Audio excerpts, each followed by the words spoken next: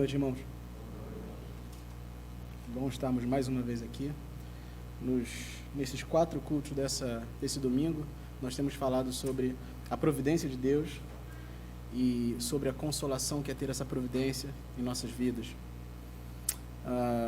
Quero também saudar aqueles irmãos que nos acompanham pela internet, que não podem estar aqui devido às restrições da pandemia.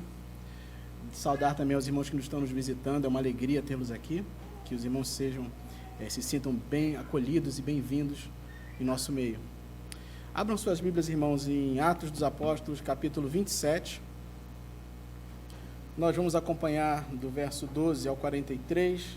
É um trecho bem longo, então a gente vai dividir ele em blocos. Nós vamos estar lendo e comentando sobre cada um desses blocos. Atos, capítulo 27, a partir do verso 12. Nós vamos estar meditando um pouco sobre a providência do Senhor e como observamos essa providência nesse trecho da vida do apóstolo Paulo. Paulo havia sido preso em Jerusalém pela acusação dos líderes judeus. E mesmo sendo admoestado por seus irmãos a não ir para lá, para Jerusalém, Paulo tinha enorme desejo de chegar lá e fortalecer a fé dos seus irmãos daquela cidade, dando testemunho do que Deus vinha fazendo nas diversas igrejas que ele havia visitado. Ali, ele foi acusado de incitar o não cumprimento da lei de Moisés pelos judeus. Então, o prenderam. Seu caso foi apresentado às autoridades que estavam em Jerusalém e, em seguida, às de Cesareia. Dali, embarcou no navio que seguia para a Ásia Menor e passou por Sidom, onde Paulo recebeu autorização para visitar alguns amigos. Passou ainda por Chipre, costeando a Cilícia e a Panfilha, terminando finalmente em Mirra, na Lícia. Dali mudaram para um navio em Alexandria, que seguia para Roma, onde Paulo apresentaria o seu caso a César. Então, do verso 12 ao 20, veremos um pouco do contexto no qual Paulo irá testemunhar sobre sua confiança na providência de Deus e de como tudo, mesmo as adversidades, estão nas mãos do Senhor. Vamos ler o texto. Verso 12. Não sendo porto próprio para invernar, a maioria deles era de opinião que deviam partir dali, para ver se podiam chegar a Fenícia e aí passar o inverno, visto ser um porto de Creta, que olha para o noroeste e para o sudoeste. Soprando brandamente o vento sul, e pensando eles ter alcançado o que desejavam, levantaram âncora e foram costeando mais de perto a ilha de Creta. Entretanto, não muito depois, desencadeou-se do lado da ilha um tufão de vento, chamado Euroaquilão. O navio foi arrastado com violência, e sem poder resistir ao vento, cessamos a manobra e nos fomos deixando levar. Passando ao abrigo de uma ilhota chamada Cauda, com dificuldade conseguimos recolher o bote. Tendo içado o bote, os marinheiros usaram de todos os meios para reforçar o navio com cabos de segurança e, temendo que fosse encalhar nos bancos de areia de Sirte, desceram as velas e foram à deriva. Açoitados severamente pela tormenta, no dia seguinte começaram a jogar a carga no mar. E no terceiro dia, nós mesmos, com as próprias mãos, lançamos ao mar a armação do navio. E não aparecendo havia já alguns dias nem sol, nem estrelas, caindo sobre nós grande tempestade, dissipou-se, afinal, toda a esperança de salvamento. O verso 20, ele quase nos dá uma esperança, mas ele tira ela logo no final, quando ele fala: caindo sobre nós grande tempestade, dissipou-se. Aí você pensa, dissipou a tempestade? Não, toda a esperança de salvamento. Irmãos, já havia passado o período do ano onde era mais seguro navegar por aquela região. Paulo sabia disso e os aconselhou que não partissem naquele momento, porém o centurião preferiu não ouvir Paulo, mas ouvir o timoneiro e o dono daquele navio. O centurião certamente conhecia um pouco sobre Paulo e o motivo que o levara a ser preso. Contudo, ele e os demais que seguiam naquele navio nada sabiam sobre depender de Deus e buscar a sua direção. Paulo não estava buscando atrasar ou impedir a viagem.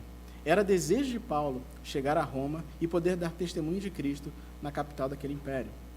Paulo desejava uma viagem segura e certa para ele e todos que estavam naquele navio. Então, quando o suave vento do sul, que seria o ideal para levá-los rapidamente ao seu destino, dá o primeiro sinal, aqueles homens se animam para dar continuidade à viagem. Contudo, rapidamente o vento mudou. E uma tempestade formada por um tufão, vindo do continente, levou aqueles homens da arrogância extrema ao mais profundo desespero. Dias se seguem em uma constante luta pela sobrevivência contra o mar enfurecido. Não havia como discernir estrelas, sol, lua ou qualquer outro ponto de referência fora do navio que lhes fosse útil para a navegação. Esses homens dependiam dos seus sentidos e do que os seus sentidos poderiam mostrar para se sentir seguros. E acredito que quase todos nós somos assim. Nós dependemos dos nossos sentidos, nós precisamos ver algo, ouvir algo, ter alguma referência para poder nos sentir seguros. Mas aprove ao Senhor retirar todos os referenciais que sua visão e os outros sentidos podiam lhe dar para trazer algum tipo de segurança. Ainda que não pareça, irmãos, nesse momento, onde todas as referências são tiradas, Deus está usando de misericórdia para com aqueles homens. Lentamente, Deus está erguendo a cabeça deles, daquelas pessoas que não conheciam a Deus, retirando os seus olhares daquilo que pensavam trazer segurança e colocando os seus olhares sobre onde realmente poderiam encontrá-la, nas palavras de Paulo. Observem agora a partir do verso 21. Havendo todos estado muito tempo sem comer, Paulo, pondo-se em pé no meio deles, disse: Senhores, na verdade era preciso terem me atendido e não partir de Creta, para evitar esse dano e perda. Mas agora, aconselho que tenham coragem, porque nenhuma vida se perderá, mas somente o navio. Porque esta mesma noite, um anjo de Deus a quem pertenço e a quem sirvo, esteve comigo, dizendo: Paulo, não tenha medo, é preciso que você compareça diante de César, e eis que Deus, por sua graça, lhe deu todos os que navegam com você. Portanto, senhores, tenham coragem, pois eu confio em Deus, que tudo vai acontecer conforme me foi dito. Porém, é necessário que sejamos arrastados para alguma ilha. Bom, irmãos, após aqueles homens passarem por dias de sofrimento, trabalho árduo e, finalmente, desesperança, Paulo fala com eles novamente. Ele já tinha avisado, ele tinha sugerido não partir daquele porto, eles não ouviram.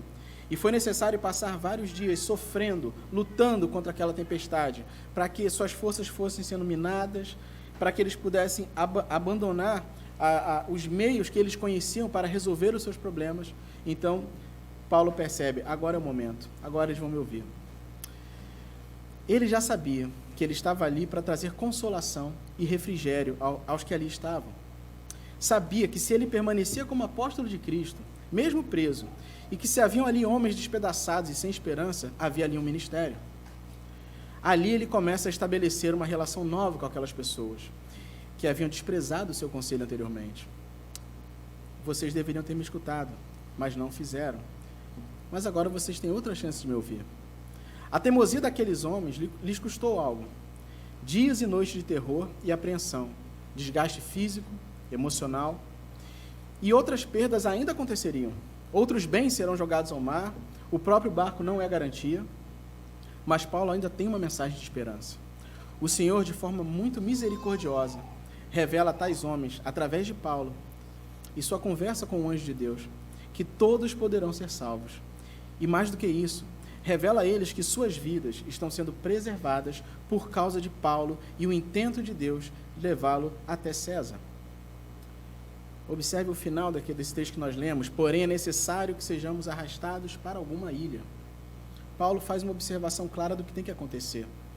Observe que a certeza de um desfecho, a certeza da providência do Senhor, da mão dele guiando as nossas vidas, revelado pelo próprio Deus, não nos impede de traçar planos e estudar estratégias, desde que essas permaneçam ancoradas na vontade revelada de Deus. Irmãos, seria uma afronta a Deus se Ele te capacita, te dá sabedoria, te dá conhecimento, você não utilizar esses conhecimentos para fazer planos, para se preparar, para fazer coisas. Mas é uma tolice ainda maior que esses planos não estejam alicerçados na vontade de Deus.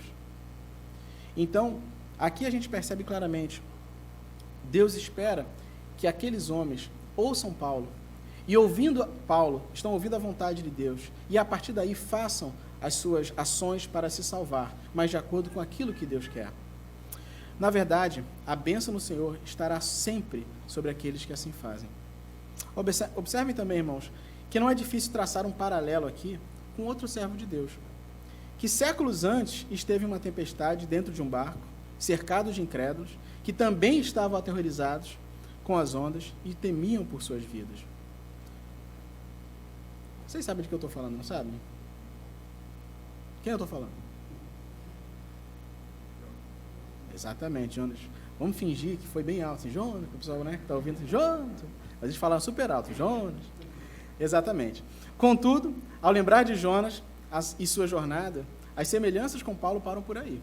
Realmente, havia tempestade, havia o desespero daqueles que cercavam o servo de Deus, e para por aí. Jonas escolheu ser rebelde à vontade de Deus, enquanto Paulo lhe foi obediente. Um artigo de R.C. Sproul, ele conta uma história que não é dele, é contada por um amigo dele, onde ele diz que um alpinista, ele estava fazendo uma escalada e escorregou numa saliência, né, e estava prestes a mergulhar centenas de metros para sua morte. Mas enquanto caía, ele se agarrou num galho de árvore, minúscula, toda desajeitada, saindo de uma fenda, né, na face do despenhadeiro. E quando ele se agarrou no galho, as raízes da árvore começaram a afrouxar. Parece coisa de desenho animado, né? E o alpinista contemplava a morte certa. Naquele momento, ele clamou aos céus: se há alguém aí em cima que possa me ajudar, por favor, se revela. E em resposta ele ouviu uma forte voz do céu que dizia: sim, eu estou aqui e posso ajudá-lo. Solte o galho e confie em mim. O homem olhou para o céu, e em seguida olhou para baixo, para o abismo.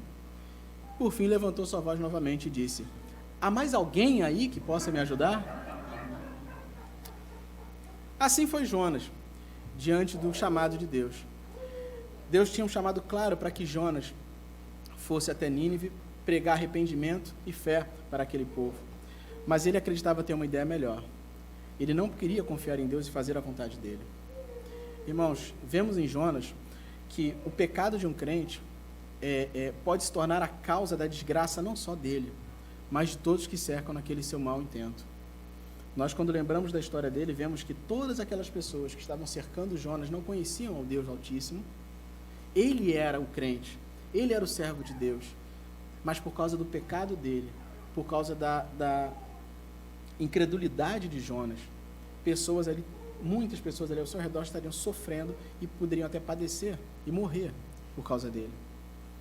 Ao mesmo tempo, irmãos, enquanto olhamos para Paulo, vemos a sua obediência à vontade de Deus sendo a razão pela qual nem ele, nem as demais 275 pessoas que estavam naquela embarcação sofressem mal algum. Agora vamos ver a conclusão desse episódio, irmãos, a partir do verso 33. Enquanto amanhecia, Paulo rogava a todos que se alimentassem. Olha aí, novamente Paulo chamando eles para se alimentar, para se preparar, dizendo: hoje é o 14º dia em que, esperando, vocês estão sem comer, não tendo provado nada.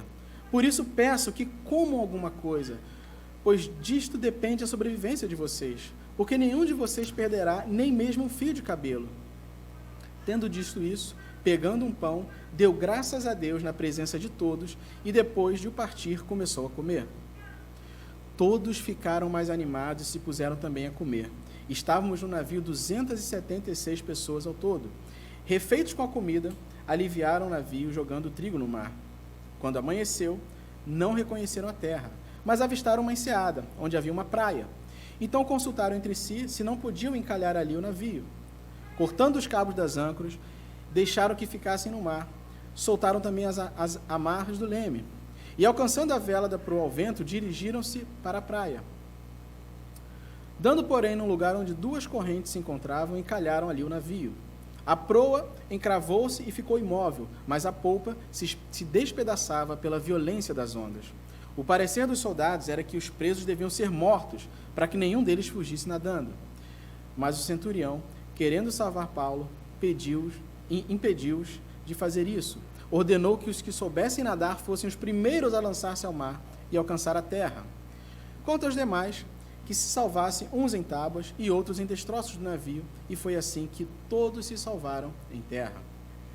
A confiança de Paulo na providência de Deus, meus irmãos, não leva a uma postura passiva ao que acontece ao seu redor. Paulo já tinha tido revelação de Deus: olha, ninguém vai se perder, por sua causa, ninguém vai se perder. Eu quero que você chegue a Roma. Todos aqui serão salvos. Paulo, se não conhecesse a vontade de Deus, se não fosse alguém que desejava servir ao Senhor em todo momento, ele poderia talvez se sentar, cruzar as pernas e aguardar. Vamos ser salvos, Deus já disse isso. Mas não. Isso não faz sentido para um servo de Deus. Ele sabe que ele tem algum papel ativo naquela situação.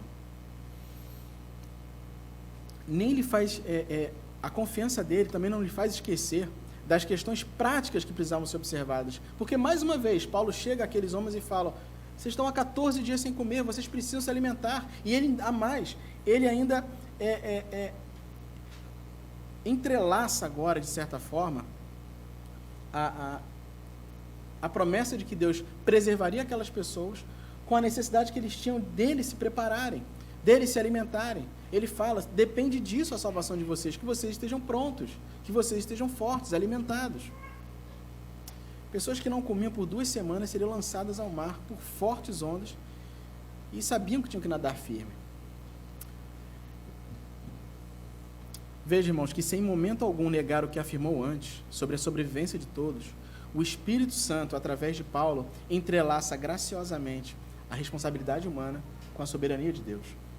Do verso 35 ao 38, vemos o testemunho de Paulo como servo e dependente de Deus em seu ato de dar graças pelo pão, como um novo referencial sendo estabelecido para aqueles homens, gerando confiança e ânimo para todos. Vocês percebem, naquele momento em que ele dá graças, Lucas fez questão de registrar aqui, né, que tendo dado ele graças, partiu o pão e comeu, e aquilo trouxe ânimo, antes mesmo deles começarem a comer. Aqueles homens que 14 dias estavam famintos, só trabalhando, ao verem aquilo mudou a perspectiva deles. De certa forma, Paulo estava estabelecendo novos referenciais. Esquece, não se preocupe em achar o sol, as estrelas para se guiar. Observa aqui, é assim que a gente faz, é assim que a gente se salva. A gente é grato ao Senhor, a gente depende dele, a gente apresenta a nossa dependência e a nossa esperança nele. É assim que nós encontramos a nossa salvação. E isso já começa a trazer conforto e consolação àquelas pessoas. No verso 42, vemos ainda como a incredulidade de alguns guardas quase serviu de instrumento na mão de Satanás para impedir Paulo de chegar a Roma. Mas Deus é quem conduz os corações. E através do desejo do centurião de preservar a vida do apóstolo, todos são salvos. Eu disse quase, irmãos.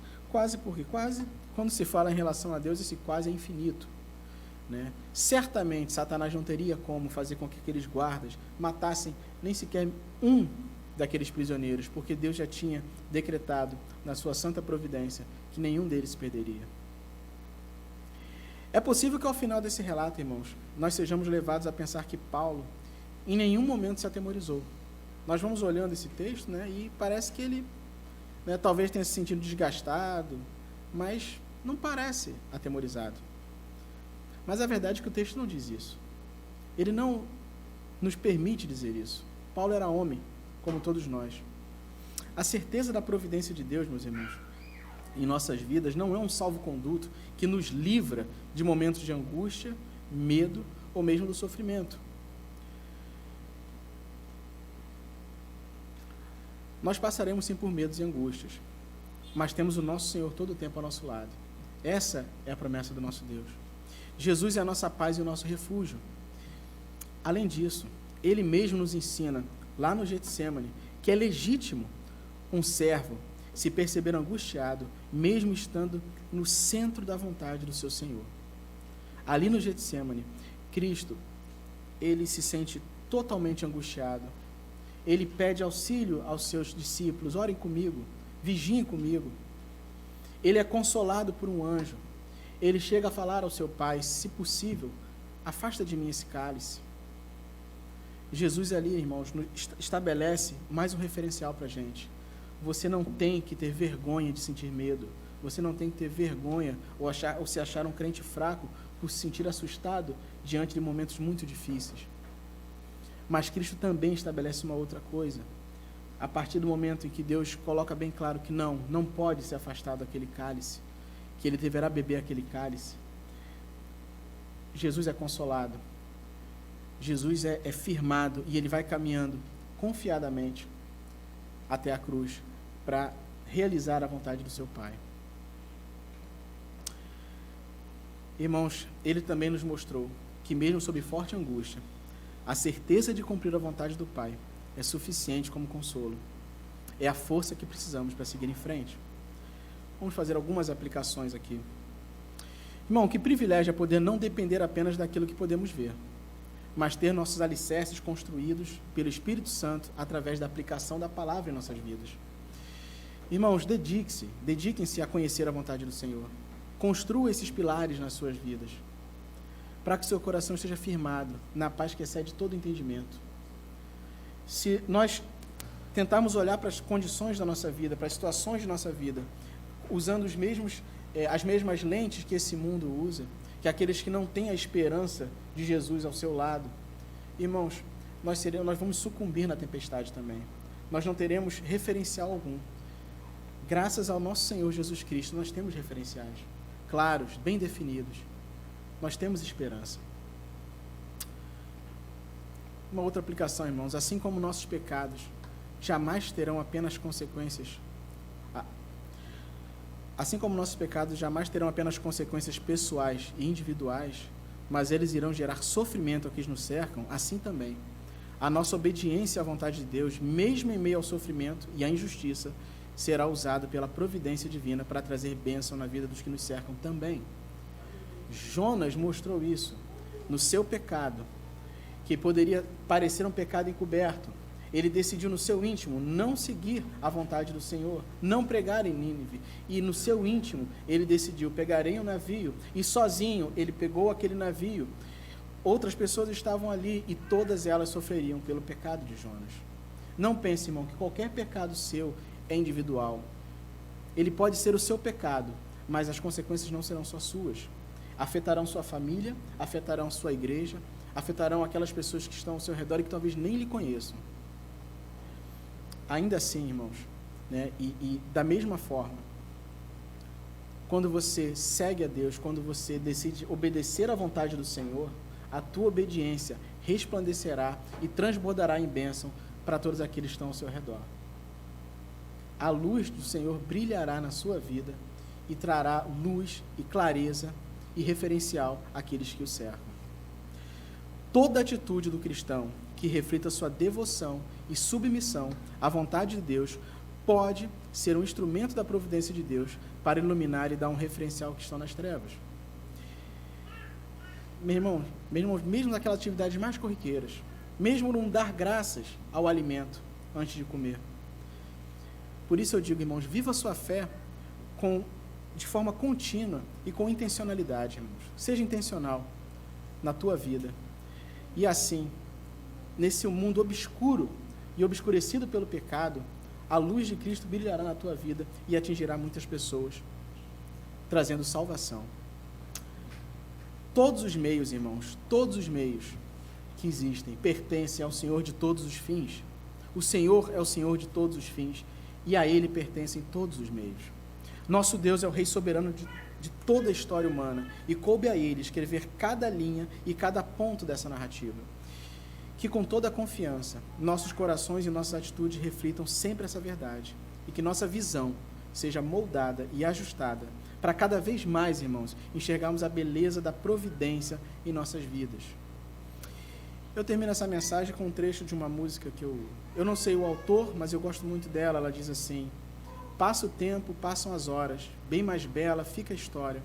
Não que seja diferente, mas com o tempo a gente aprende a ver a vida de outra forma, a crer que Deus tem sempre o certo e nos prepara para o eterno, para vivermos por completo. Venha o que vier, seja o que for, com Deus eu sigo. Deus conhece onde e sabe como te levar. O autor da vida conta histórias belas, já escreveu a sua, com um final feliz. O autor da história torna a vida bela e o final será feliz. Que o Senhor nos abençoe. Vamos orar. Ó Deus, nós somos gratos, Senhor, pela Tua santa providência. Te agradecemos, Senhor, porque o Senhor conduz a nossa vida para a Tua glória, Senhor. Te agradecemos, Senhor, porque vemos no testemunho de Paulo, escrito por Lucas, Senhor, como o Senhor transforma tudo aquilo que parece ser maldição em bênção. para simplesmente trazer glória ao teu nome, Pai. Ó Deus, continua moldando os nossos corações, continua nos preparando para viver para a tua glória, Senhor. Santo Pai, nós carecemos de Ti, Senhor, carecemos de novos olhos, de olhos que sejam renovados por Ti, dia após dia, Senhor, para enxergarmos a beleza da Tua escrita na nossa vida, Pai Santo. Ó Senhor, te agradecemos por cada decreto, Pai, em nossas vidas, Senhor, por cada afirmação que a Tua forte voz faz, Senhor, sobre nós. Te agradecemos por cada momento difícil e de tristeza, Senhor, porque eles também nos moldam e são para a Tua glória. Ó Deus, nos guarda e nos fortalece para vivermos em tudo para essa glória, Pai. Senhor, abençoa a Tua igreja. É o que nós rogamos em nome de Jesus, Senhor. Amém.